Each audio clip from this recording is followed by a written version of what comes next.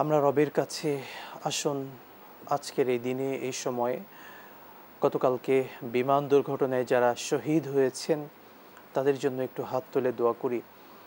আমরা সেই বাবা মা তাদের পাশে দাঁড়ানোর চেষ্টা করব, একই সঙ্গে আমাদের দায়িত্ব তাদের জন্য বেশি বেশি দোয়া করা। রবের কাছে চলুন দোয়া করি, আল্লাহ তাআলা যেন তাদের প্রত্যেককে ধৈর্য ধারণ করার তৌফিক দান করেন এবং যারা শহীদ হয়েছেন তাদেরকে যেন জান্নাতুল ফেরদাউস দান করেন, আমিন। আলহামদুলিল্লাহি রাব্বিল আলামিন। আল্লাহুম্মা আনতাস সালাম ওয়া মিনকাস সালাম তাবারাকতা ইয়া যাল জালালি ওয়াল ইকরাম। রব্বুল আলামিন, তোমার কাছে আমরা কায় মনোবাক্যে দোয়া করছি। আমরা গুনাহগার, গুনার বোঝা মাথায় নিয়ে তোমার আলিশান দরবারে আমরা হাত তুললাম। এই মাবুদ আল্লাহ, গতকালকে যারা বিমান দুর্ঘটনায় শাহাদাত বরণ করেছেন, কত বাবা কত মা আদরের কলিজার টুকরা সন্তানকে হারিয়েছে।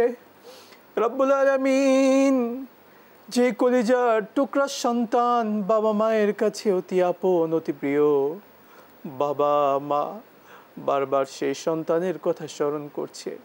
আমরা দেশবাসী দেখেছি, দেখেও দূর থেকে সহ্য করতে পারিনি। প্রত্যেকটি মানুষ চোখের পানি ফেলেছে। কি নির্মম করুণ তাদের মৃত্যু হয়েছে। রব্বুল আলামিন, তুমি দয়া করে মেহেরবানি করে ছোট ছোট মাসুম বাচ্চা, ছোট ছোট বাচ্চা, রব্বুল আলামিন যারা শহীদ হয়েছেন তাদেরকে তুমি জান্নাতুল ফিরদাউসের উচ্চ মাকাম দান করো। আল্লাহ, এই সন্তানগুলোকে তুমি জান্নাতের পাখি বানিয়ে নাও। আয় আল্লাহ, বাবা মায়ের জন্য অনেক বড় পরীক্ষা, পরিবারের জন্য অনেক বড় পরীক্ষা। পরিবারকে তুমি ধৈর্য ধারণ করার তৌফিক দান করো। রব্বুল আলামিন, যারা হসপিটালের বেডে এখনো কাতরাচ্ছেন, না জানি অনেকে এর মধ্যে থেকেও শাহাদাত বরণ করবেন। আয় আল্লাহ, তাদেরকে তুমি পরিপূর্ণ শেফায়ে আজেলার কামেলা দান করো। রব্বুল আলামিন, আয় আল্লাহ, হসপিটালের বেডে যারা আছেন তাদের সকলকে সুস্থতার পরিপূর্ণ নিয়ামত দান করো।